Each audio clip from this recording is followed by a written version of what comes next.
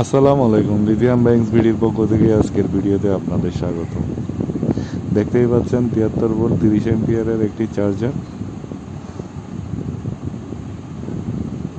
টমটম মিশুকের গাড়িতে দেওয়ার জন্য